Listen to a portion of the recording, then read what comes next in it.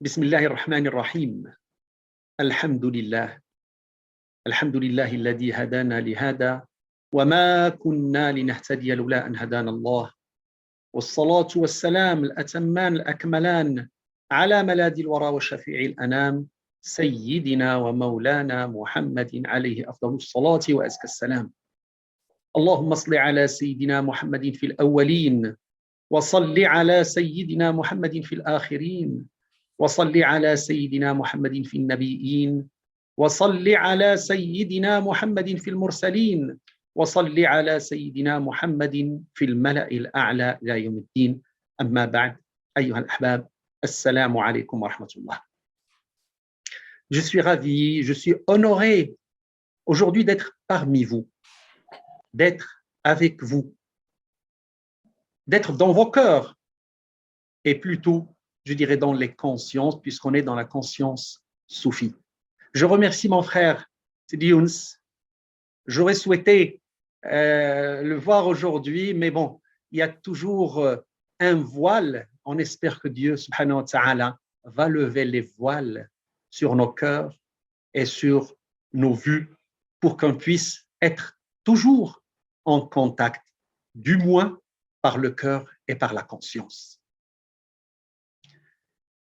Ce fut un plaisir pour moi quand Sidi Younes m'invita pour cette conférence pour parler du Saint-Coran. Le Saint-Coran comme livre de lumière et comme livre de guidance. J'étais honoré parce que d'abord, nous sommes en plein mois de Ramadan et Ramadan, pour moi d'abord, c'est l'occasion de vous souhaiter ou de vous exprimer mes meilleurs vœux, les plus sincères, je dirais, de pureté, d'élévation spirituelle, d'acceptation par le divin subhanahu wa ta'ala. Et puis, cette conférence sur le Coran pendant le mois de Ramadan, c'est une coïncidence, mais c'est une coïncidence qui n'est pas fortuite, puisque la relation entre le Coran et le Ramadan est très forte. Et c'est pendant le mois de Ramadan que le Coran est descendu. Allah subhanahu wa ta'ala dit dans le Saint-Coran, شهر رمضان الذي أنزل فيه القرآن هدى للناس وبينات من الهدى والفرقان. Le mois de Ramadan au cours duquel le Coran a été descendu comme guide pour les gens et preuve claire de la bonne guidance et du discernement. Sauf qu'il faut préciser que cette descente du mois de Ramadan, donc la descente du Coran pendant le mois de Ramadan, n'est qu'une étape de la descente totale. Parce que la descente s'est faite en 3 étapes. Ça, c'est juste pour mes frères et sœurs qui ne connaissent pas ce point-là. Mais sinon, je sais que la majorité savent que le Coran a été descendu en 3 étapes. La première descente est celle qui a été faite vers la table gardée, Al-Lawhul Mahfoud, et qui est exprimée dans Surat Al-Buruj, où Allah subhanahu wa ta'ala dit Bal huwa Qur'anun majidun fi lawhin mahfoud. Qu'il sache donc que le Coran est un livre sublimé, sublime, gravé sur une table parfaitement conservée. Le Coran descendit vers cette table en une fois et y fut inscrit. D'ailleurs, nul ne peut prétendre savoir quand ni comment, mais nous portons foi en cette inscription et nous nous en remettons à Dieu subhanahu quant à sa réalité et quant à son sens divin. Quant au sens de cette descente, il provient du sens général de l'existence de cette table et du fait qu'elle est un registre regroupant tout ce que Allah subhanahu wa ta'ala a décidé et a fait. La deuxième descente, et c'est celle dont on parle pendant le mois de Ramadan, elle s'est faite donc de la table gardée vers la maison de la gloire au ciel inférieur. Baytul Izzati fi sama'i dunya. Et qui est évoqué dans Surat Ad-Dukhan. Allah subhanahu wa ta'ala dit, nous l'avons en vérité révélé en une nuit bénie. Inna anzalnahu fi laylatin mubarakatin inna kunna mundirin. Et aussi, il est révélé dans Surat Al-Qadr.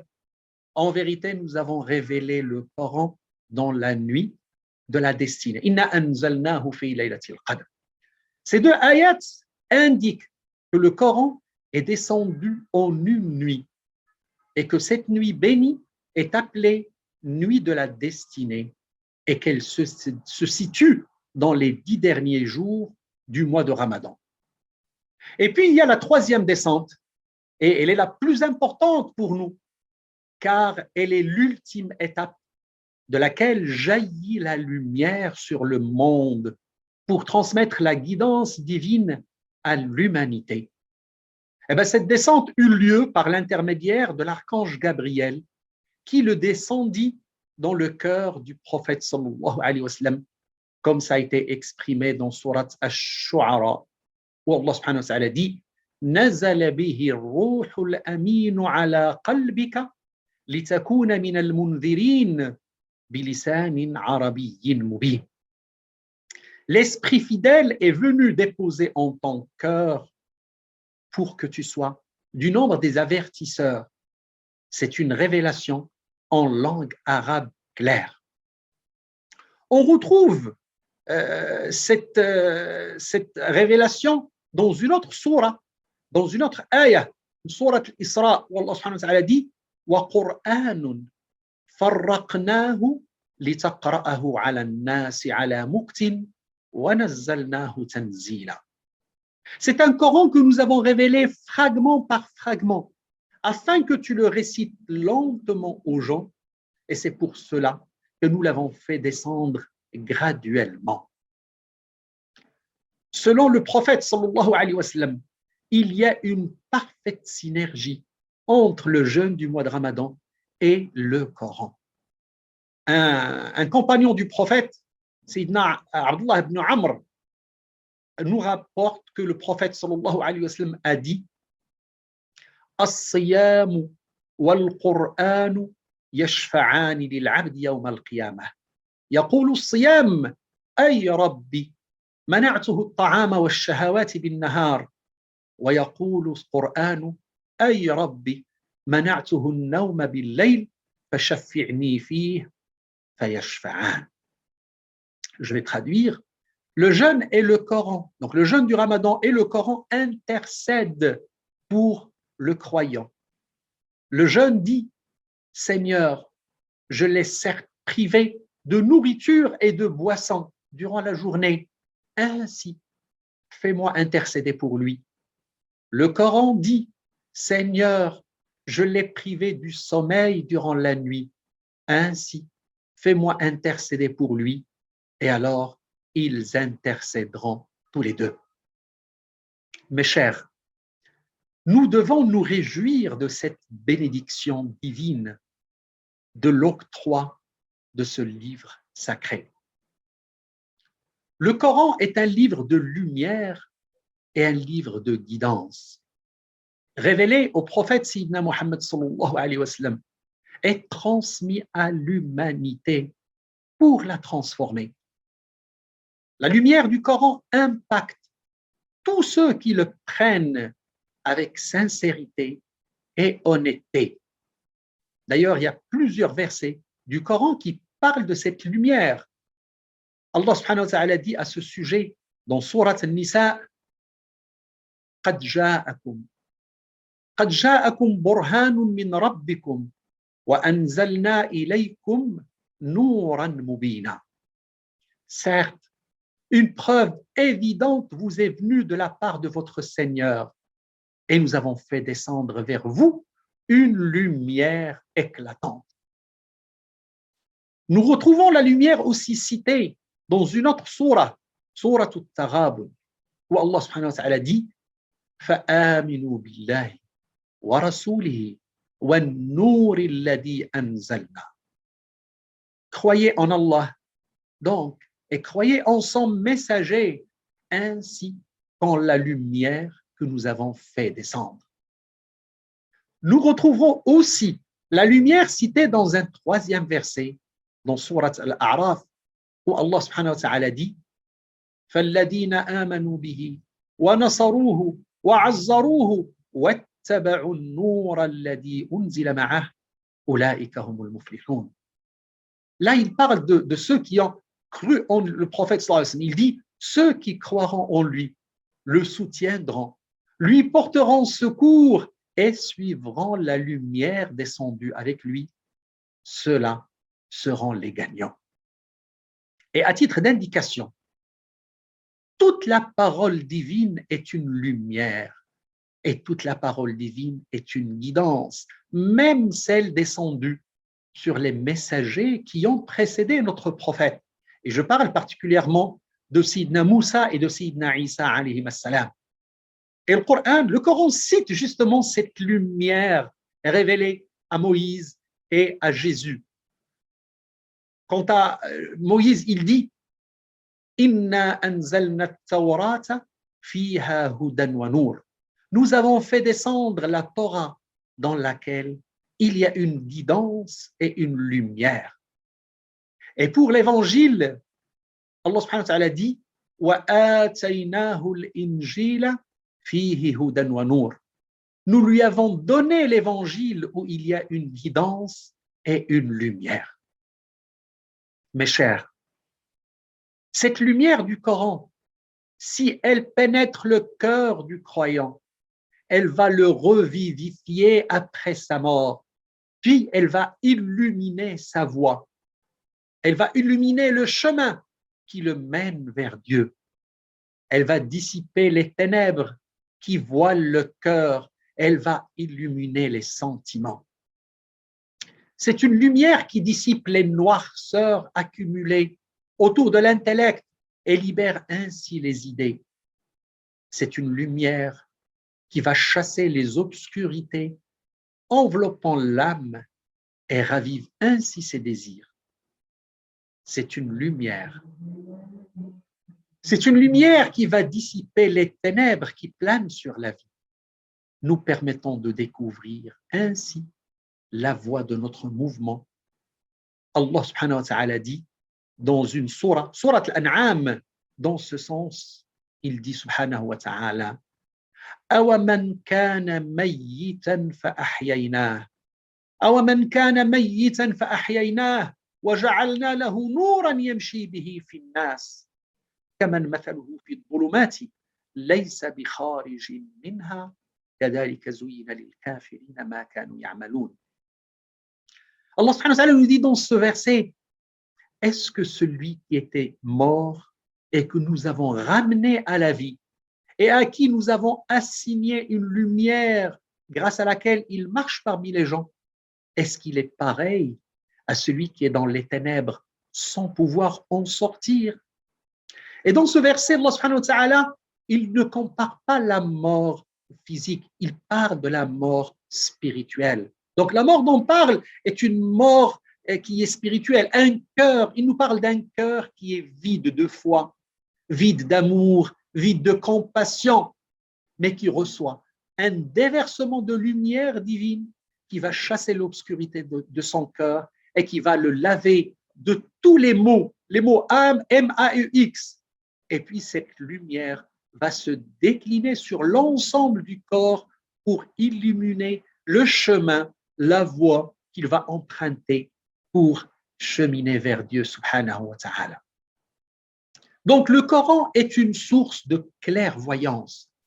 Or, la clairvoyance est la conscience et qu'on peut appeler, nous, al-basira. Parce que nous avons deux choses. Nous avons al-basar, c'est la vue, et nous avons al-basira, c'est la clairvoyance, ou on peut aussi l'appeler conscience, par laquelle nous pouvons voir la vérité et le bien.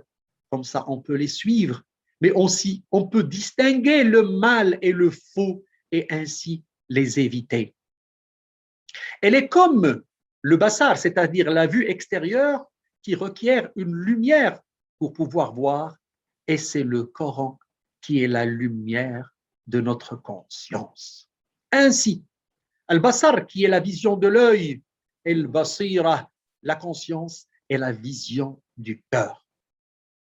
Il y a une sourate dans le Coran qui nous parle de cette lumière et l'un de ces versets phares décrit cette lumière, c'est sourate An-Nur. Allah subhanahu wa ta'ala dit, A'udhu billahi minash shaitanir rajim, Allahu nuru as-samawati wal ard. مثل نوره كمشكاة فيها مصباح المصباح في زجاجة الزجاجة كأنها كوكب دري يوقد من شجرة مباركة زيتونة لا شرقية ولا غربية يكاد زيتها يضيء ولو لم تمسسه نار نور على نور يهدي الله لنوره من يشاء ويضرب الله الأمثال للناس والله بكل شيء عليم. Si on prend les traductions classiques, on va lire Allah est la lumière des cieux et de la terre. Sa lumière est semblable à une niche où se trouve une lampe. La lampe est dans un récipient de cristal et celui-ci ressemble à un astre de grand éclat. Son combustible vient d'un arbre béni. C'est un olivier, ni oriental ni occidental, mais dont l'huile semble éclairer sans même que le feu ne la touche. Lumière sur lumière, Allah subhanahu guide vers sa lumière qui il veut. Allah propose aux hommes des paraboles et Allah est omniscient. Dans cette traduction que je vous ai donnée, on dit Allah est lumière des cieux et de la terre. Mais en vérité, cette traduction n'est pas correcte, car on ne peut pas donner à Allah subhanahu wa ta'ala quelque chose qui le matérialise. Il n'est pas matière. On ne peut pas le caractériser, on ne peut pas le circonscrire, on ne peut pas le cantonner dans un temps, c'est-à-dire dans le temps ou dans l'espace. Par contre, Allah subhanahu wa ta'ala octroie sa lumière à sa création et il octroie la lumière aux cieux, à la terre et aux créatures. D'ailleurs, il y a une lecture du Coran, Qira'a Shadda, c'est une lecture qui n'est pas très retenue par les grands lecteurs du Coran, où on lit Allahu nawwara as-samawati wal ard. Allah a illuminé les cieux et la terre. Et pour moi, cette lecture correspond plus à la réalité divine. Il y a une interprétation à ce verset. Il nous a été rapporté par le compagnon du prophète sallallahu alayhi wa sallam, Sayyidina Ubay ibn Ka'b, qui dit, en interprétant ce verset du Coran, il dit Allah apporte une métaphore pour cette lumière, pour son emplacement. Celui qui l'apporte est sa matière. Il évoque, subhanah, une niche. Et cette niche serait la poitrine du fidèle. Et dans la niche, il y a une lampe dans un récipient éclatant de lumière, tel un astre. Et il veut nous dire que ce récipient est le cœur du croyant. La ressemblance du cristal avec le cœur du croyant est dans la pureté, la clarté, mais aussi dans la finesse et la robustesse. La lampe porte la lumière. Cette lumière qui est dans la flamme, alimentée par l'huile, et l'huile est une énergie. Ainsi, l'énergie de la lumière que porte le cœur du croyant provient de l'arbre prophétique du Coran. Le cœur du Coran est illuminé de par sa constitution et quand lui vient le Coran, il en devient étincelant, lumière sur lumière. On peut encore citer un autre verset dans Surat al-Ma'idah où Allah subhanahu wa ta'ala dit قد جاءكم من الله نور وكتاب مبين يهدي به الله من اتبع رضوانه سبل السلام ويخرجهم من الظلمات إلى النور بإذنه ويهديهم إلى صراط مستقيم. Une lumière et un livre explicite vous sont certes venus d'Allah, par lequel Allah guide au chemin du salut ceux qui cherchent son agrément. Et il les fait sortir des ténèbres vers la lumière par sa grâce et il les guide vers un chemin droit. Donc le Coran est une guidance, Le Coran est un guide qui nous mène vers le droit chemin après un égarement ou après une déviation. Or, chacun d'entre nous ne saurait retrouver quoi que ce soit dans l'obscurité. Et donc, dans le Coran, le mot guide ou guidance, hadyun ou hidayatun, revient plusieurs fois pour insister sur cette fonction. Et on le lit dès le début du Coran, dans Surat Al-Baqarah, à l'ouverture de Surat Al-Baqarah, qui est la Surah 2. Allah subhanahu wa ta'ala dit Bismillahir Rahmanir Rahim, Alif Lam Mim, ذلك الكتاب لا ريب فيه هدى للمتقين. Dans ce livre, il n'y a pas de suspicion et il contient une guidance pour les gens qui cherchent la piété. Alif Lam Mim, ذلك الكتاب لا ريب. C'est un livre au sujet desquels il n'y a aucun doute et ce livre contient une guidance pour les pieux. On peut lire aussi قوله تعالى هذا بصائر للناس وهدى ورحمة لقوم يؤمنون. Ce Coran constitue pour les hommes une source de clarté, un guide et une miséricorde pour les gens qui croient avec certitude. Alors, on est en droit de se poser les questions suivantes, et je peux citer 3 questions. D'abord, que veut dire la guidance du Coran? Pour qui est destinée cette guidance et comment se décline cette guidance? La guidance du Coran se caractérise par le fait qu'elle est générale, elle est complète et elle est claire. Elle est générale parce qu'elle s'adresse à l'humanité entière et pas seulement aux musulmans ou aux croyants ou aux adeptes des religions monothéistes. Non, elle s'adresse à l'humanité entière, de tout temps et de tout lieu.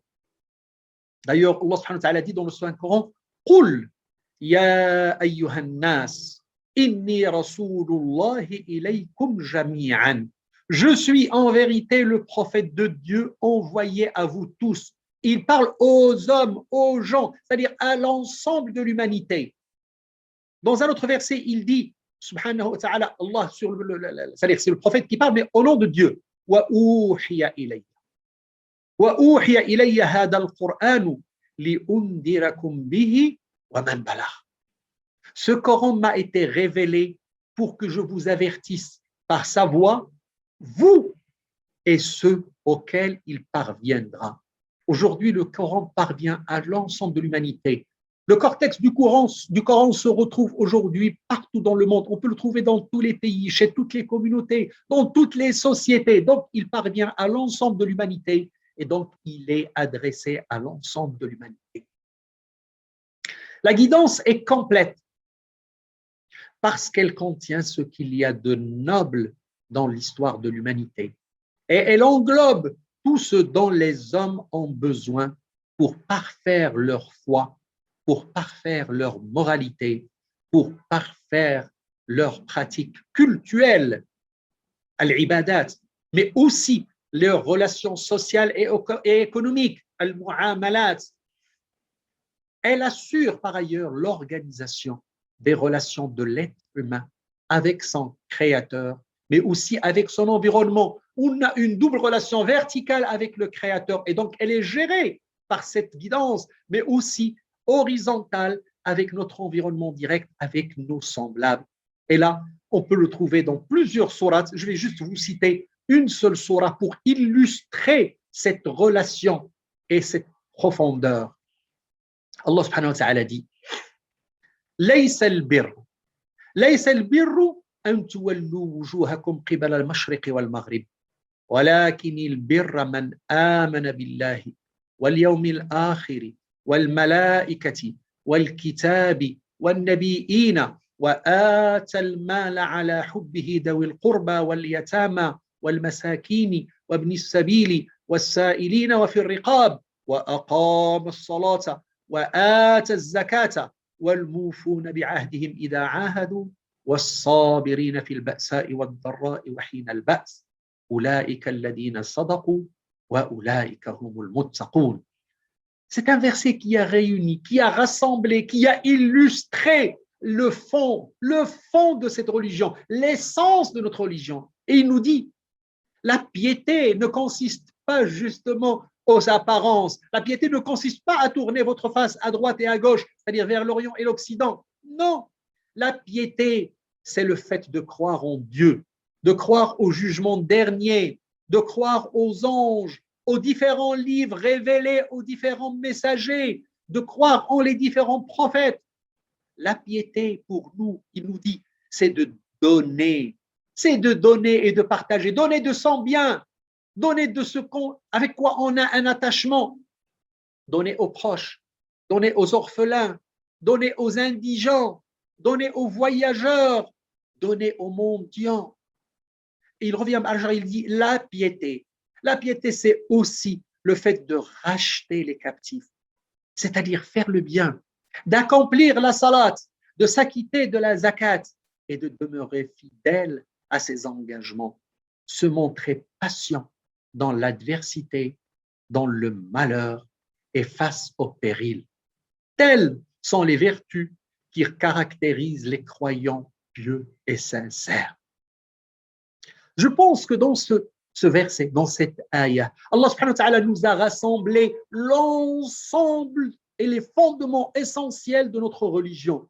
Et vous allez voir, mes frères, mes sœurs, que d'abord, il a commencé par c'est-à-dire faire le bien. Avant de nous demander, c'est-à-dire l'adoration, la salat, l'aumône, non, d'abord, il nous a demandé de faire le bien, de donner, de partager, parce que c'est ce qui passe en mieux, c'est ce qui passe en premier avant les actes d'adoration. Si on analyse le Coran, le Saint-Coran, on retrouve pratiquement, il y a 114 chapitres, 114 surah, et il y a 6237 ayats, versets du Coran. Et beaucoup de gens croient que le Coran est un livre de droit, est un livre d'obligation, est un livre d'interdit, c'est-à-dire al-ahkam, alors que la réalité est différente. Sur les 6237 versets, seulement 150 concernent al-ahkam, c'est-à-dire les droits et les obligations et les interdits.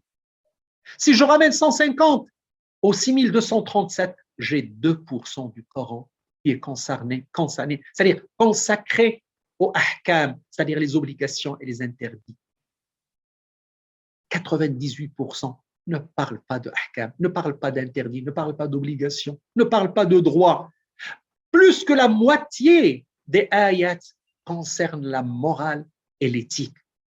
Et c'est pour ça que lorsque un compagnon du prophète lui a posé la question, lui a dit « Quelles sont les raisons de votre venue ?» C'est-à-dire, pourquoi vous avez été révélé? Pourquoi la révélation vous est venue? Le prophète a répondu « Innama bu'ittu li utammima makarim al-akhlaq » Je n'ai été envoyé que pour parfaire la bonne morale. Donc, on a parlé de cette guidance complète et claire. Cette guidance, elle est claire parce qu'elle est exposée de manière merveilleuse et impressionnante et qu'elle accomplit son rôle d'illustration et de persuasion à travers un style inégalé. Mes chers, pour résumer, l'impact du Coran sur le croyant et la guidance qui en résulte s'obtient de deux manières, de deux sortes, par deux voies. La simple lecture du Coran et la lecture avec méditation. Simple lecture ou bien lecture avec méditation. La première, c'est-à-dire la simple lecture, est une imprégnation. La lecture avec méditation est une compréhension. L'adoration de Dieu par la lecture génère une récompense. Elle génère une récompense à tout croyant par le simple fait de prononcer ces paroles sans même les comprendre. La lecture avec méditation et donc avec compréhension vient accroître la récompense. Et pour cela, Allah subhanahu wa ta'ala dit إِنَّ الَّذِينَ يَتْلُونَ كِتَابَ اللَّهِ وَأَقَامُوا الصَّلَاةَ وَأَنْفَقُوا مِمَّا رَزَقْنَاهُمْ سِرًّا وَعَلَانِيَةً يرجون تجارة لن تبور ليوفيهم أجورهم ويزيدهم من فضله إنه غفور شكور. Il nous dit, ceux qui récitent le livre de Dieu, qui accomplissent la salat et qui secrètement ou en public font aumône d'une partie de ce que nous leur avons accordé dans l'espoir de faire ainsi un commerce au profit intarissable, Dieu subhanahu wa ta'ala saura les en récompenser généreusement et les gratifier d'un surplus de sa grâce, car il est indulgent et plein de gratitude. Selon Ibn Mas'ud, Sayyidina Abdullah ibn Mas'ud, le grand compagnon du prophète, le prophète sallallahu alayhi wa sallam a dit, celui qui lit une lettre du Coran s'inscrit une bonne action, et la bonne action a 10 fois son salaire. Et je ne dis pas que Alif, Lam, Mim est une lettre, mais Alif est une lettre, Lam est une lettre et Mim est une lettre. Et ça a été un vecteur, c'était une motivation pour le Salaf Salih, pour ceux qui nous ont précédés, pour accroître leur relation avec le Coran et surtout sa lecture. Et particulièrement durant le mois de Ramadan, parce que c'est un mois où les grands savants, les grands pieux consacraient leur temps à la lecture, à la compréhension et à la méditation. On nous rapporte par exemple que l'imam Malik ibn Anas, le grand imam de l'école malikite qui était à Médine, il a passé toute sa vie à Médine. Vous savez que l'imam Malik a vécu 86 ans. Il est né en 93 de l'Hégire et il est mort en 179. Toute sa vie, il a passé à Médine dans 70 ans d'enseignement. Donc, toutes les journées, tous ces jours étaient un enseignement dans la mosquée de Médine. Il enseignait la jurisprudence, il enseignait al-hadith, les paroles du prophète. Mais le premier jour du Ramadan, il chassait, il arrêtait tous les cours, il chassait ses élèves et il se consacrait exclusivement à la lecture du Coran. D'ailleurs, on rapporte qu'il faisait 60 khatmas pendant le mois, c'est-à-dire 2 khatmats par jour. Il faisait des lectures intégrales 2 fois par jour. Bien sûr, il y a de la baraka dans ce que je dis, parce que matériellement, c'est impossible qu'on puisse le faire, mais Allah subhanahu wa ta'ala accorde sa baraka à qui il veut parmi ses créatures. L'imam Shafi'i aussi, on lui accorde ça, il en faisait à peu près 60 khatmat, lecture intégrale pendant ce mois. Soufiane Thauri, il arrêtait toutes ses activités et se consacrait au Coran pendant le mois. Nous tous, durant le mois de Ramadan, on fait un effort. On fait beaucoup d'efforts d'ailleurs pour lire un maximum, soit pendant les prières surérogatoires du soir, c'est-à-dire les tarawih, ou en dehors, c'est-à-dire une simple lecture.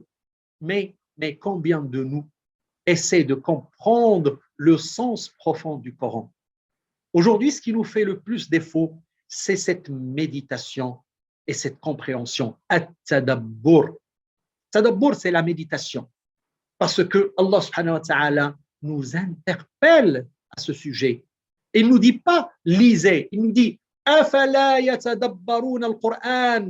Est-ce qu'ils ne méditent pas sur ce Coran? Afala yatadabbaruna al-Qur'an am ala qulubin aqfaluha. Est-ce qu'ils ne le méditent pas ou ils ont des cadenas sur leur cœur? Parce que la méditation et la compréhension se fait d'abord par le cœur avant que ça soit par l'esprit. Et c'est cette méditation qui va nous mener à la compréhension de la volonté divine. On doit comprendre que Allah subhanahu wa ta'ala nous a créés différents. Si on plonge dans le sens profond du Coran, on va énormément comprendre. Et j'ai dit, parmi la première chose qu'on doit comprendre, c'est que nous sommes créés différents.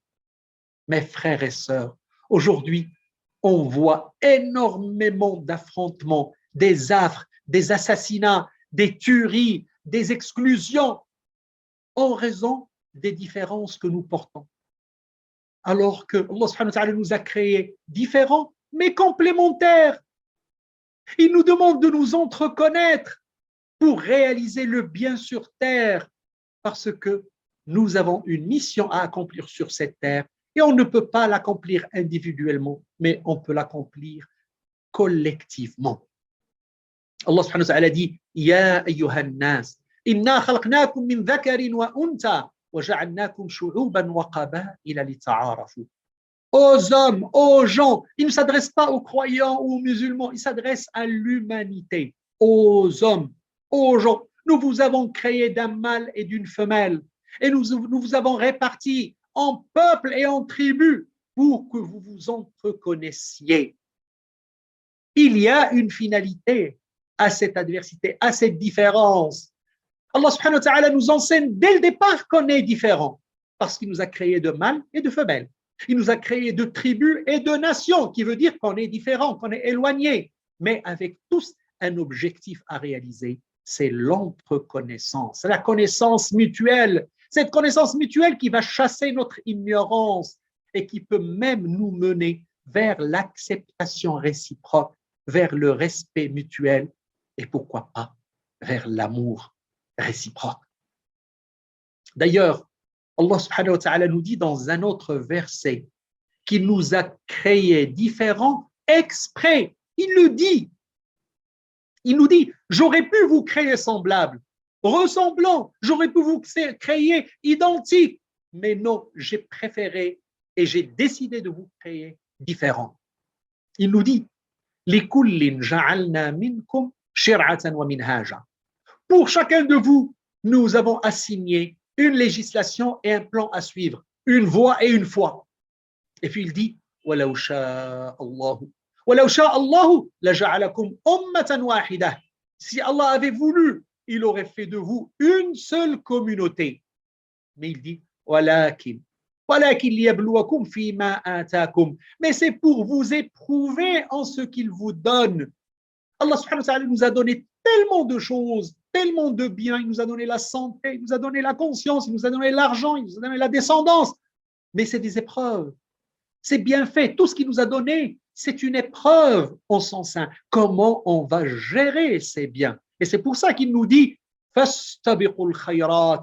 Concourez donc vers les bonnes œuvres. C'est-à-dire, si je vous ai donné tellement de bonnes choses, eh ben, il faut les utiliser pour les bonnes œuvres. Et donc, concourez, faites vite, accélérez, parce que vous ne savez pas quand est-ce que vous allez me rejoindre, quand est-ce que vous allez revenir vers moi. Et donc, n'attendez pas la dernière heure pour agir, mais réalisez tout de suite le besoin, l'urgence, l'importance, et donc concourez vers les bonnes œuvres.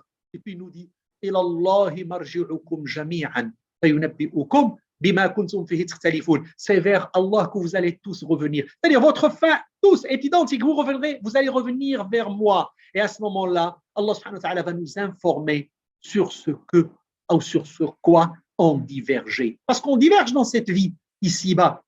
Mais il y a un secret. Il y a une raison pour ça. Mais nous, on ne la connaît pas aujourd'hui. On la connaîtra quand on reviendra vers lui et il va nous la démontrer pour savoir qui était dans l'erreur et qui était sur la voie juste. Mes chers, le Saint-Coran est un excellent guide vers l'amélioration de soi. Il nous guide vers l'excellence. Il nous guide vers la guérison, vers la sérénité, vers l'apaisement. Il nous guide vers l'appréciation de la beauté. Et il nous guide vers beaucoup d'autres choses, mais le temps ne permet pas de tout étaler. Je vais juste vous parler de quelques signes, de quelques voies de guidance vers lesquelles ce Coran nous mène. Il nous mène vers l'excellence parce qu'il dit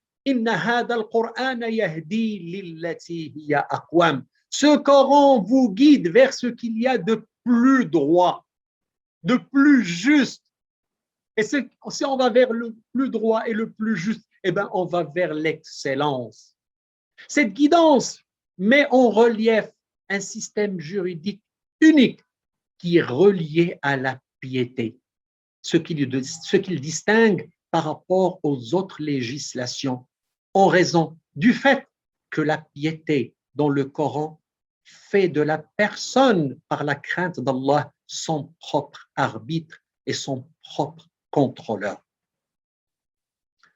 Alors on peut se poser la question, pourquoi tous les gens ne sont pas guidés vers le bien? Il y a parmi nous, je ne parle que de la nation musulmane, toute la nation musulmane, c'est-à-dire interagit avec le Coran. Mais pourquoi nous ne sommes pas tous guidés vers le bien? Ben, la réponse est parce qu'il y a deux partenaires dans la guidance. Il y a la personne, nous-mêmes, et il y a le Coran. La guidance commence par le choix de la personne, notre propre choix, parce qu'on réfléchit et on essaie par notre bon sens d'arriver à la vérité.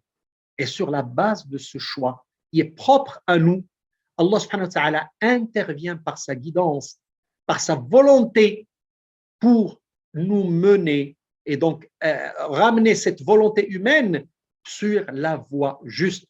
قال سبحانه وتعالى ويزيد الله الذين اهتدوا هدى.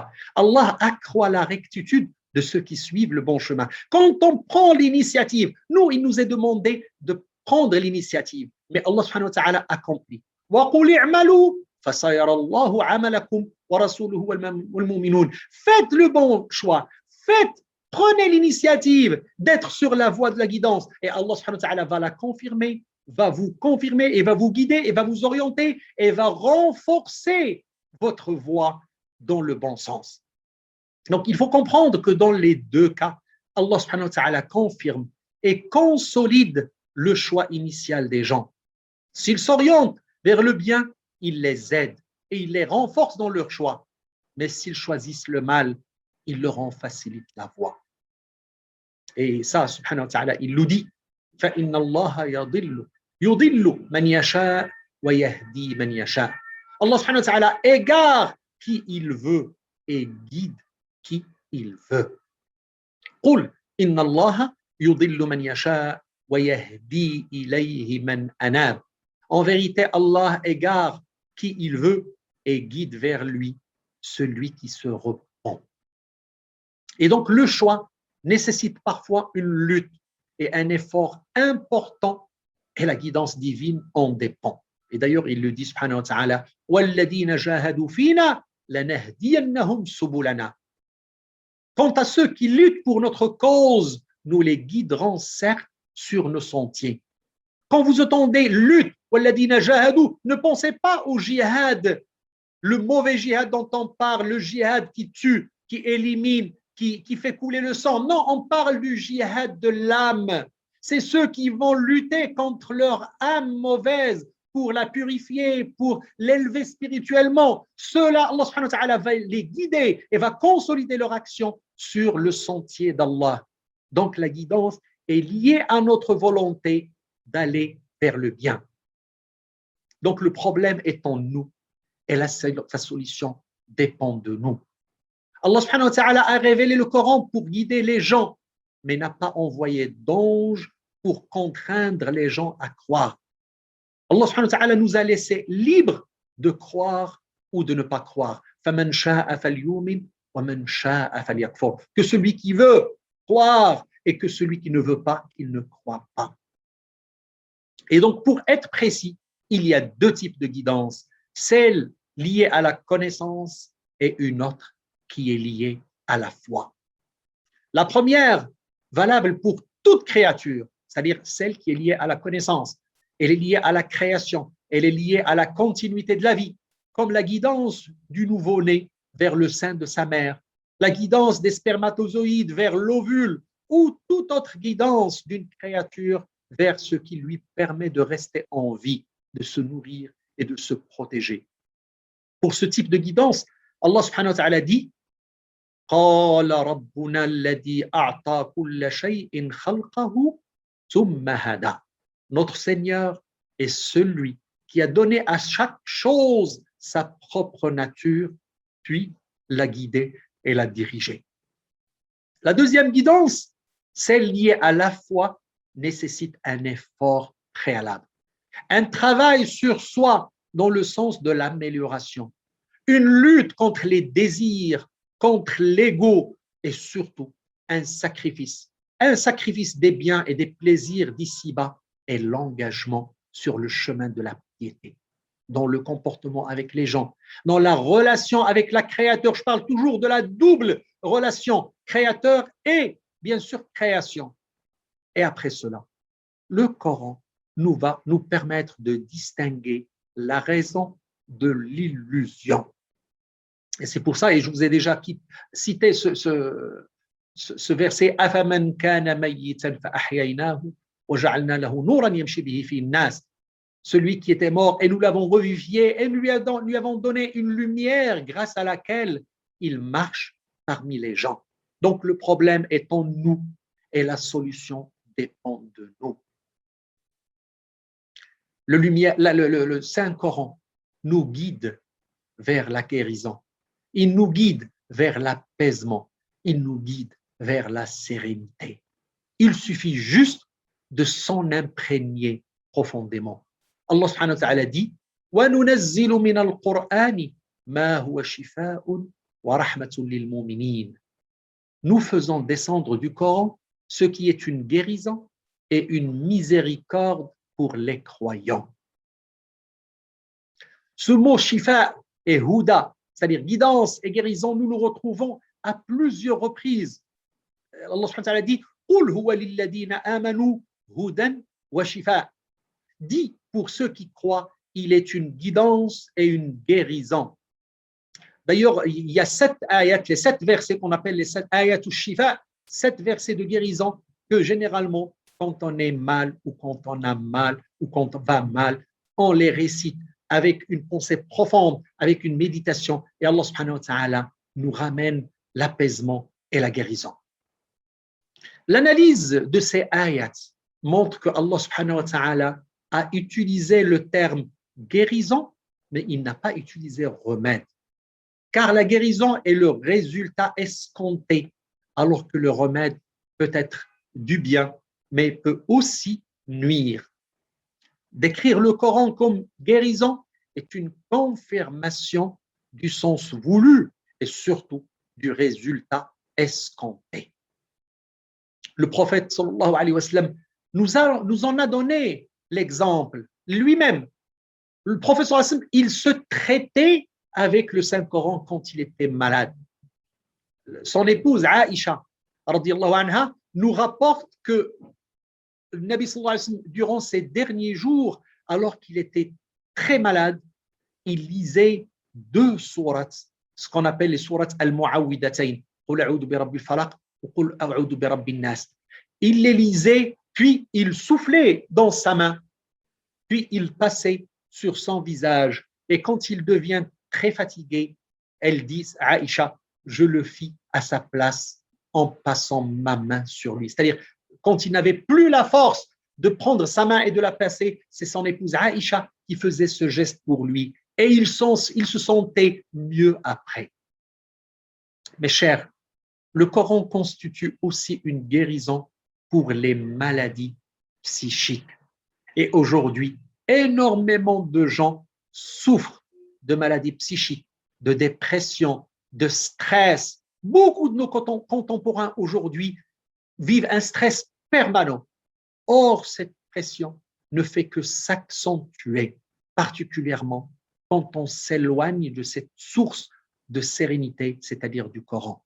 Et c'est pour ça que Allah subhanahu wa ta'ala dit وَمَنْ أَعْرَضَ عَنْ ذِكْرِي فَإِنَّ لَهُ مَعِيشَةً ضَنْكًا.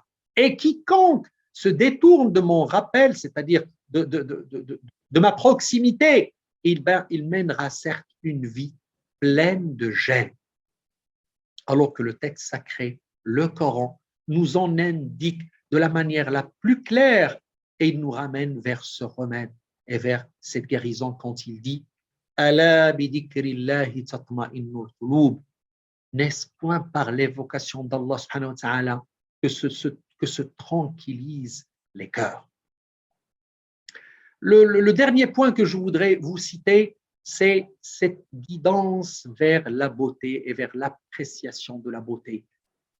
Être beau et aussi apprécier tout ce qui est beau. L'appréciation de la beauté est liée à la contemplation et à la comparaison, ce qui conduit par exemple à qualifier l'homme à la stature harmonieuse et un visage bien proportionné de beau, tout en suscitant un sentiment de joie et d'attirance chez l'observateur. Mais, mais la beauté ne se limite pas à cela.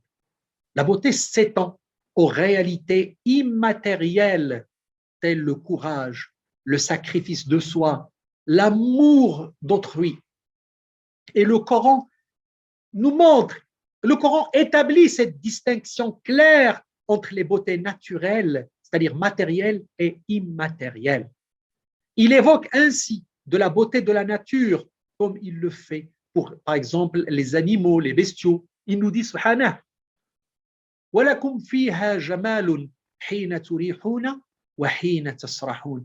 Ils vous paraissent beaux quand vous les ramenez le soir et aussi le matin quand vous les lâchez pour le pâturage. Mais également, il nous apprend, c'est-à-dire les manifestations intellectuelles et immatérielles de la beauté, comme le pardon, comme la patience, que le Coran qualifie de beau. Allah subhanahu wa ta'ala dit Fasfahi safha al-jamil. Pardonne-leur donc d'un beau pardon. C'est-à-dire, pour tout ce que vous faisiez, eh ben, il faut l'embellir d'une beauté. Ou encore, il dit Fasbir sabran jamila. Supporte donc d'une belle patience. Mes chers, la beauté qualifie donc des réalités matérielles, mais aussi et surtout des réalités immatérielles comme des actes, comme des sentiments et comme des réalités intellectuelles. Le Coran insiste particulièrement sur ces questions relatives à l'esthétique et il rappelle à de multiples occasions l'importance de la beauté et sa présence dans l'ensemble de la création qui a été ornée de différents apparats par Dieu subhanahu wa ta'ala. Allah subhanahu wa ta'ala dit Inna zayyanna as-sama'a ad-dunya bi zinatil kawakib. Nous avons décoré le ciel le plus proche d'un décor et des étoiles. Ou encore il dit وَلَقَدْ جَعَلْنَا فِي السَّمَاءِ بُرُوجًا وَزَيَّنَّاهَا لِلنَّاظِرِينَ. Nous avons placé dans le ciel des constellations et nous l'avons embelli pour ceux qui regardent. Cette présence de la beauté dans le texte, dans l'expression, dans l'allusion, la création n'a pas seulement une utilité matérielle. Sa beauté vise également à procurer un plaisir à l'homme et en même temps le conduit à réfléchir sur le créateur de cette beauté, c'est-à-dire le Seigneur de l'univers. À chaque fois qu'on voit une beauté, il faut immédiatement réfléchir à celui qui l'a créée. Et c'est là le rappel du Créateur, c'est qu'on voit l'empreinte du Créateur dans la créature. Et Allah subhanahu wa ta'ala le souligne dans son texte coranique. Il souligne la beauté et l'harmonie qui sont présentes dans la création de l'homme. Il dit subhanahu wa ta'ala وَلَقَدْ خَلَقْنَا الْإِنسَانَ فِي أَحْسَنِ تَقْوِيمٍ. Nous avons créé l'homme dans la forme la plus parfaite. Où il nous dit كَذَلِكَ وَصَوَّرَكُمْ فَأَحْسَنَ صُوَرَكُمْ. Il vous a donné une forme et quelle belle forme il vous a donnée. De même que Dieu, subhanahu wa ta'ala, rend beau, il rend toutes choses belles, il rend les actes et les réalités comme la foi dans le cœur des hommes afin de les guider. ولكن الله, comme il dit, ولكن الله حبب إليكم الإيمان وزينه في قلوبكم. Dieu vous a fait aimer la foi et l'a embellie dans vos cœurs, à la fois extérieure et à la fois intérieure. La beauté telle que décrite dans le Coran couvre l'ensemble des aspects de la création. Ces beautés se retrouvent dans la notion de rappel. Le Coran invite sans cesse l'homme à ne pas se perdre dans les beautés extérieures, c'est-à-dire ne pas s'arrêter à la forme, mais rentrer dans le fond et donc dépasser les apparences pour réfléchir sur le but de leur création et arriver ainsi à déceler la source de toute beauté. Allah subhanahu wa ta'ala nous apprend qu'il est à l'origine de toute chose, celui qui a fait tout ce qu'il a créé. La beauté est donc le bon sens dans les attributs inséparables de la création. en partant de la définition selon laquelle ce qui est beau est bon et ce qui permet d'atteindre un but particulier, eh bien, l'ensemble des éléments de la création se complètent harmonieusement et permettent à la vie de se perpétuer et à l'homme de réaliser ce pour lequel il a été créé. Toute chose créée est donc bonne en ce qu'elle est issue du Créateur et donc de son acte créateur. D'un point de vue ontologique, tout ce qui est issu de la beauté suprême ne saurait être que bon, tandis que nous qualifions de mal ce qui révèle que des déficiences et de l'absence de perfection propre à l'homme, et donc ne constitue pas une chose créée de façon indépendante. Et là, Allah subhanahu wa ta'ala nous alerte, nous interpelle sur ce point. Il nous dit وَإِن تُصِبْهُمْ حَسَنَةٌ يَقُولُوا هَذِهِ مِنْ عِنْدِ اللَّهِ وَإِن تُصِبْهُمْ سَيِّئَةٌ يَقُولُوا هَذِهِ مِنْ عِنْدِكَ. Tout bien qui t'atteint vient de Dieu et tout mal qui t'atteint vient de toi-même. Alors, Allah subhanahu wa ta'ala, il veut nous ramener à la voie et nous résumer. Il nous dit وَمَا أَصَابَكُم مِّن مُّصِيبَةٍ فَبِمَا كَسَبَتْ أَيْدِيكُمْ وَيَعْفُو عَنْ كَثِيرٍ. Tout malheur qui vous atteint est dû à ce que vos mains ont acquis ou ont entrepris, et il pardonne beaucoup d'autres choses. Il y a beaucoup de ayats où Allah subhanahu wa ta'ala nous rappelle que l'octroi des faveurs et des grâces de sa part dépend des actes que nous accomplissons. Il nous dit Inna Allah la yughayyiru ma biqawmin hatta yughayyiru ma bi anfusihim. C'est en effet Dieu ne modifie pas un bienfait dont il a gratifié un peuple avant que celui-ci change ce qui est en lui-même. Il dit dans un autre verset وَلَوْ أَنَّ أَهْلَ الْقُرَىٰ آمَنُوا وَاتَّقَوْا لَفَتَحْنَا عَلَيْهِمْ بَرَكَاتٍ مِنَ السَّمَاءِ وَالْأَرْضِ. Si les habitants des cités avaient cru et avaient été pieux, nous leur aurions certainement accordé des bénédictions du ciel et de la terre. Il en ressort clairement de ce qui précède que ce qui est qualifié d'épreuve, de malheur ou de difficulté ne dépend que de nous.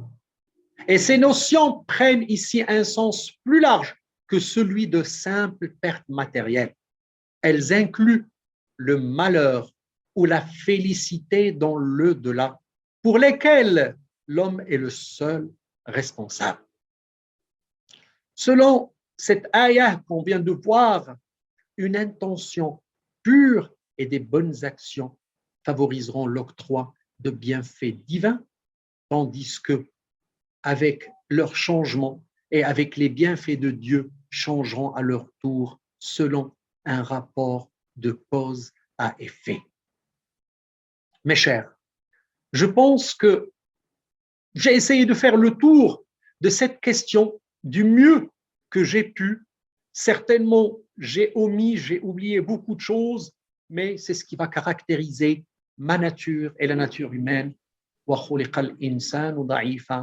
L'homme a été créé faible et cette faiblesse se manifeste tout le temps et en tout lieu. Je vous prie de m'excuser si j'ai omis, si j'ai oublié, mais l'intention était bonne et nous sommes tous jugés et récompensés sur notre intention. Je vous remercie et je suis à votre disposition pour de plus amples explications et pour des questions que vous désirez bien sûr poser. Merci infiniment, professeur Ouezani. Alors, difficile de faire exhaustif quand on parle du Coran quand même. Donc, vous avez été déjà extrêmement généreux avec nous et c'était un vrai bonheur d'entendre tous ces versets du Coran qui nous rappellent, en arabe et en français, qui nous rappellent à quel point ce texte est lumineux, tout simplement, et l'importance de la beauté, oui, vraiment très touchant. Donc, on passe à notre session de questions-réponses. Donc, j'en profite pour m'excuser par avance parce qu'on n'aura pas la possibilité de poser toutes les questions. Donc, on va essayer d'en sélectionner quelques-unes. Une première question sur la langue même du Coran. On trouve dans le texte coranique l'expression lisanun arabiyyun mubin, qu'on traduit souvent par langue arabe claire, à 2 reprises dans le Coran.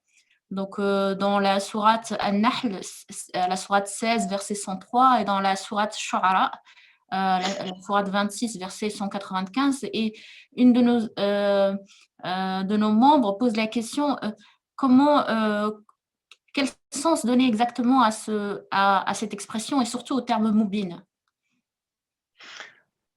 Alors, cette expression tout simplement veut dire clair. Moubine, c'est clair. Moubine, c'est qui éclaircit, qui démontre, qui rapproche du sens. Parce qu'il ne faut pas oublier une chose essentielle, c'est que le prophète, le messager de Dieu, Sayyidina Muhammad sallallahu alayhi wa sallam, à l'instar des autres messagers qui l'ont précédé, avait des missions que je résume moi en 3 missions ou 3, je dirais, responsabilités essentielles.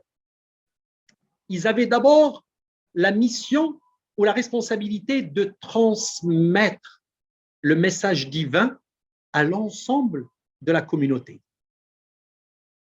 Allah subhanahu wa ta'ala dit Ya ayyuhar rasulu balligh ma uhiya ilayka min rabbik. Ô messager, transmets tout ce qui t'a été révélé de ton Dieu. Et donc, il avait cette mission de transmission.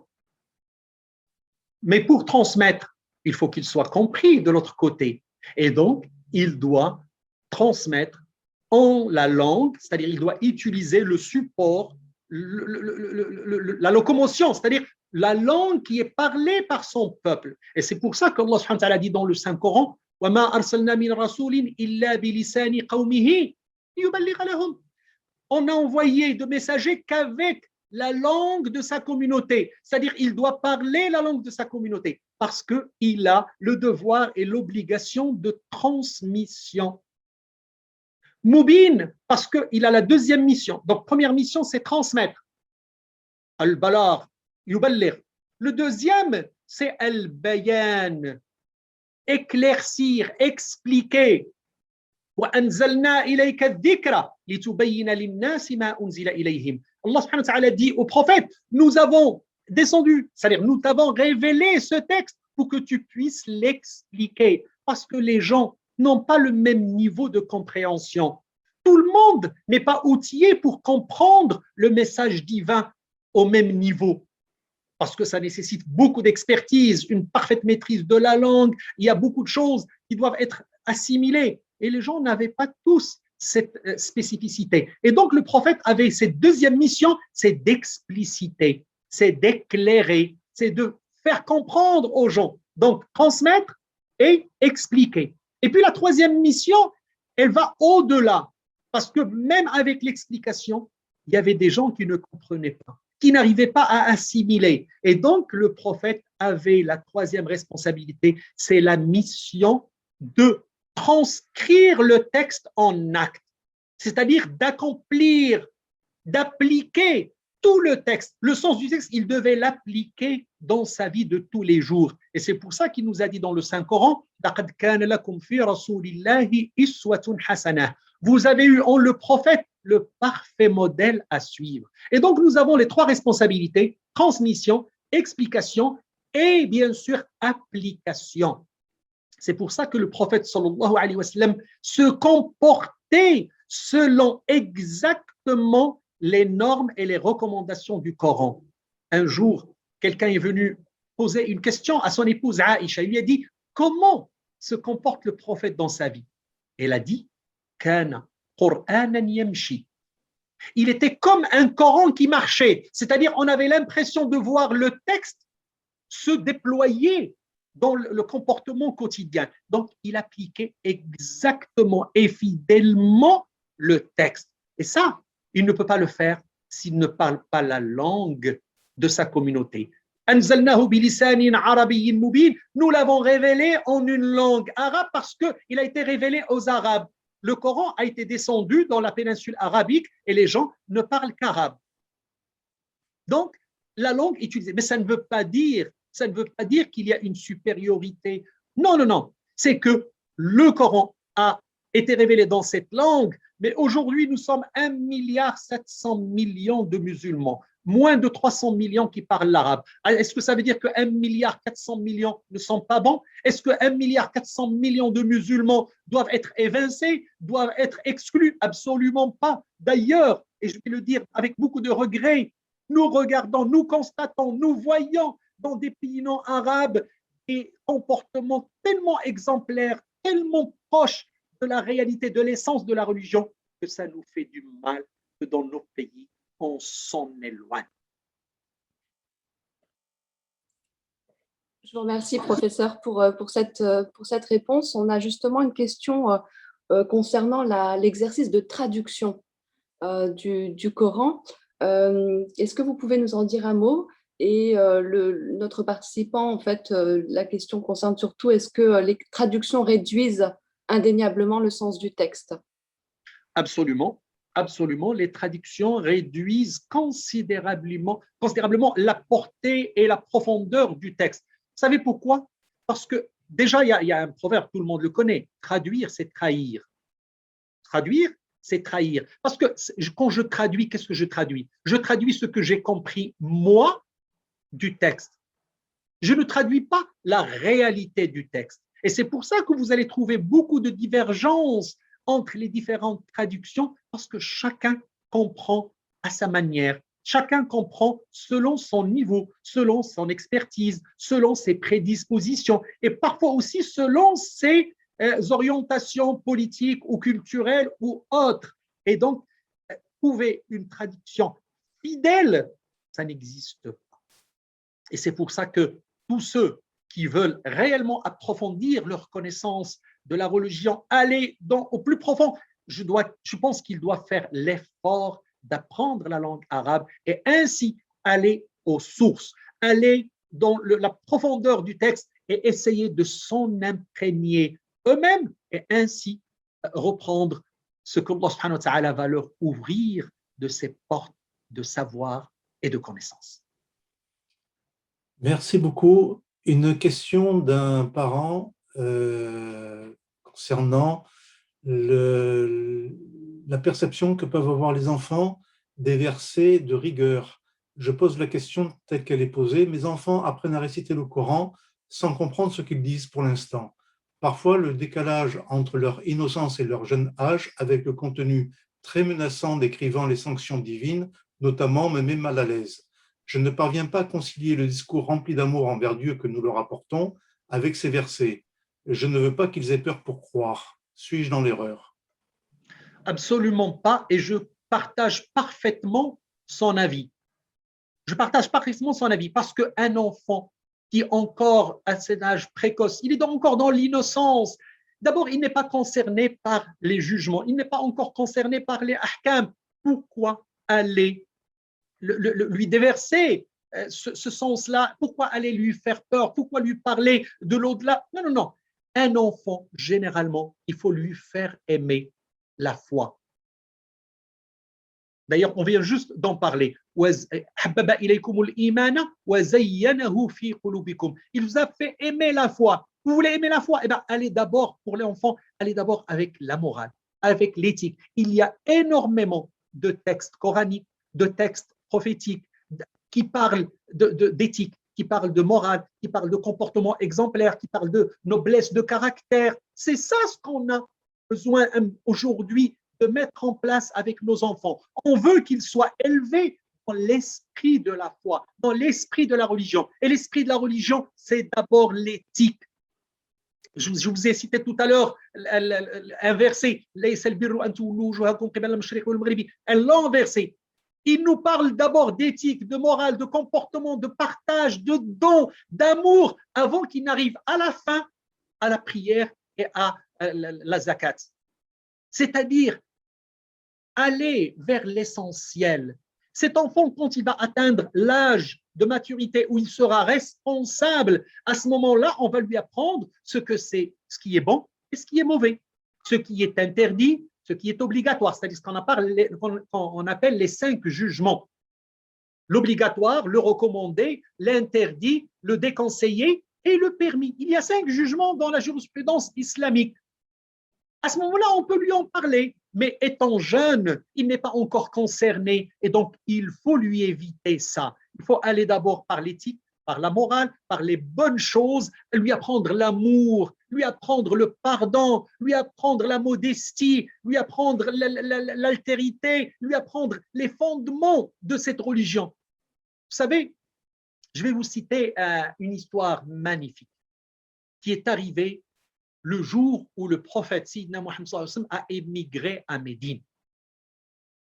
Il arrive dans la ville. Au moment où il rentre dans Médine, eh bien, il y a tous les Ansar, les compagnons Ansar de Médine qui sortent pour le recevoir, pour l'accueillir. Et ils étaient autour de lui. Ils l'encerclaient dans la grande place de la ville.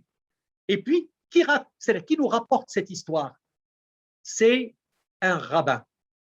C'est un rabbin juif de Médine qui par la suite va se convertir à l'islam et il va prendre le nom de Sidna Abdullah ibn Sallam. Abdullah ibn Sallam était un grand rabbin. Et il raconte cette histoire. Il dit, j'étais encore rabbin et j'ai entendu des voix s'élever, c'est-à-dire qui annonçaient l'arrivée du prophète. Il a dit, alors je suis parti le voir.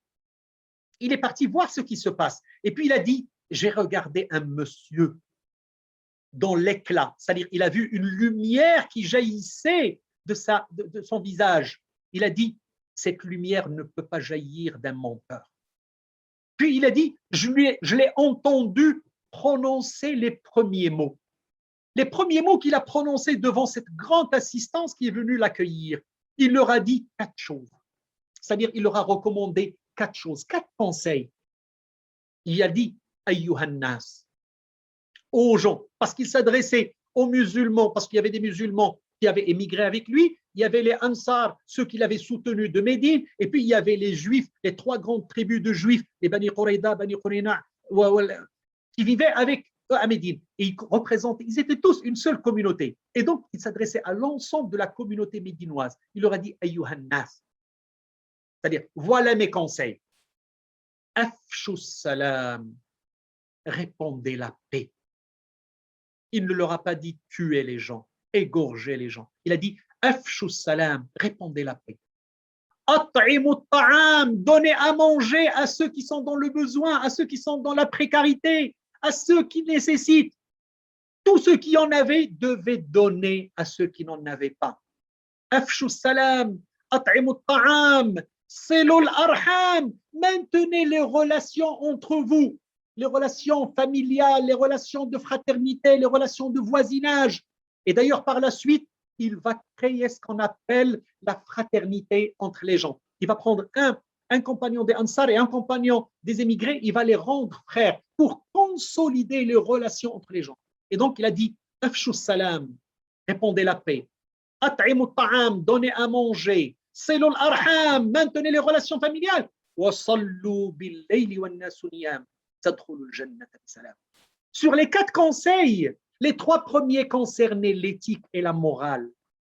Répandez la paix, donnez à manger, c'est-à-dire essayez de regarder ceux qui n'en avaient pas et donnez-leur. Maintenez les relations humaines, les relations familiales, la fraternité, consolidez ces liens. Et à la 4e position, donc le 4e conseil, il a dit, priez le soir. Priez le soir. Et à ce moment-là, vous allez rentrer tous au paradis. On ne sait pas le prix du paradis, est-ce que c'est les 3 premiers conseils ou le 4e? Moi, je dis ce sont les 4 ensemble. Essayons de faire tout ça. Rester un bon croyant, faire nos prières, mais surtout, il faut que cette foi, cette prière, ce jeûne du Ramadan, il doit se décliner dans nos comportements de tous les jours en essayant d'en ressortir l'amour, le respect, l'abnégation, la modestie, le don de soi, le partage avec tous ceux qui n'en ont pas. Et à ce moment-là, on sera des vrais croyants. Et nos enfants seront de très, très bons croyants. Amine, Amine, merci beaucoup. Peut-être en lien, on a un de nos auditeurs qui justement fait le même constat en disant mais pourquoi on se focalise sur les 2% du Coran qui sont, on va dire, normatifs et on met de côté les 98% de Coran qui sont liés à cette éthique et à cette beauté. Et donc, on a beaucoup de questions. Bon, j'essaie de recouper parce qu'on n'a plus beaucoup de temps. On a beaucoup de questions autour de la question des versets qui parlent de la femme, de l'héritage, etc., et qui sont aujourd'hui assez mal acceptés dans notre monde. Alors, peut-être pas pour les faire un à un, mais peut-être une question en particulier sur la notion de châtiment et d'enfer dans le Coran. Est-ce qu'il y a vraiment un châtiment physique? Est-ce que l'enfer est éternel? D'abord, personne n'est parti en enfer, il en est revenu pour nous raconter ce qui s'est passé. Première chose. Deuxièmement, le prophète sallallahu alayhi wa sallam en a parlé, le Coran en a parlé, mais jamais, jamais, jamais il n'était concret et c'est-à-dire définitif. À chaque fois, il disait Wallahu ghafurun rahim. Insha'a addaba wa insha'a ghafar. Sayyidina Mohammed, le prophète Sayyidina Mohammed disait toujours, il y a un verset, il dit, il y a un verset qui m'a toujours préoccupé et que je remémorais tout le temps. C'est cette parole de Sayyidina Isa. Sayyidina Isa, Jésus, dans le Coran, il s'adresse au divin, il dit à propos de sa communauté, parce que sa communauté lui a fait tellement de tort, tellement de mal, alors il s'est adressé à son divin, il lui a dit In tu'addibhum fa innahum ibaduk wa in taghfir lahum fa innaka anta ghafurur rahim. Il lui a dit si tu les punis et tu les châties, ce sont vos sujets, mais si tu leur pardonnes, tu es le grand pardonneur. Ça veut dire quoi? C'est que les messagers étaient d'abord des messagers de miséricorde. Et c'est pour ça que la description qu'on a du prophète Sayyidina Mohammed dans le Coran, c'est que nous ne t'avons envoyé que miséricorde pour l'univers. À chaque fois qu'il parlait de châtiment, à chaque fois qu'il parlait, c'était pour nous prévenir. C'était pour nous prévenir, pour essayer de nous récupérer, pour essayer de nous inciter à nous reprendre et ne pas aller dans la déviation et dans la dépravation. L'enfer existe, certes, ça c'est clair, il est là. Et il est cité dans le Coran, il est cité dans la parole prophétique. Mais on ne sait pas comment il est. On ne sait pas réellement qui va y siéger, qui va y rester. Parce que nous avons toujours cet espoir de repentance, nous avons toujours cet espoir de miséricorde divine et de miséricorde mohammedienne qui peut, Inch'Allah, nous prendre en charge, nous envelopper et nous accompagner dans le paradis.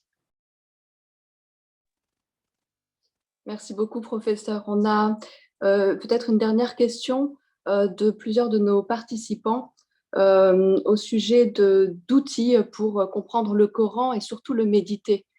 Comment être guidé dans cet exercice de méditation?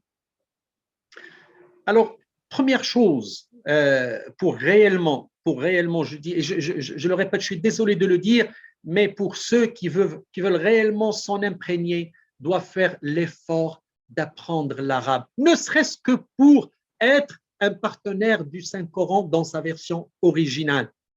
Par contre, ceux qui n'ont pas la possibilité, ne seront pas exclus de la miséricorde divine. Ils peuvent toujours travailler avec une version, c'est-à-dire traduite, mais essayer de le lire, parce qu'il y a ce qu'on appelle les écritures phonétiques.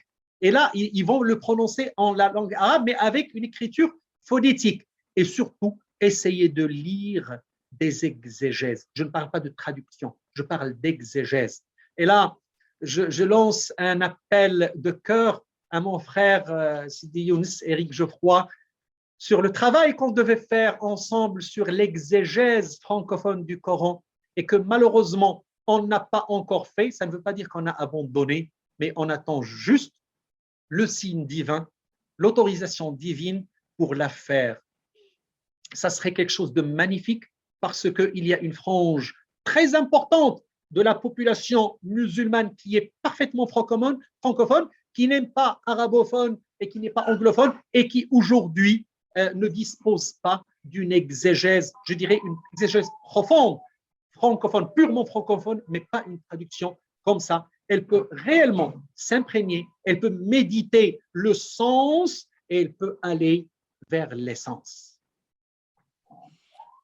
Oui, effectivement, c'était un beau projet sur lequel on a travaillé ensemble et j'espère qu'on pourra effectivement un jour reprendre ces travaux-là. Inch'Allah. Merci beaucoup, professeur Ouazani. Peut-être une dernière demande. On a eu beaucoup de questions autour des références bibliographiques, justement sur les exégèses coraniques ou des ouvrages que vous pourriez conseiller. Si ça ne vous embête pas, je vous adresse un petit mail, comme ça on pourra partager une petite bibliographie avec les participants.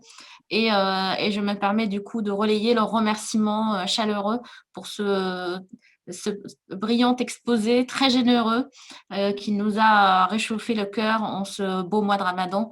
Merci infiniment et merci à tous pour votre écoute. Merci à vous tous.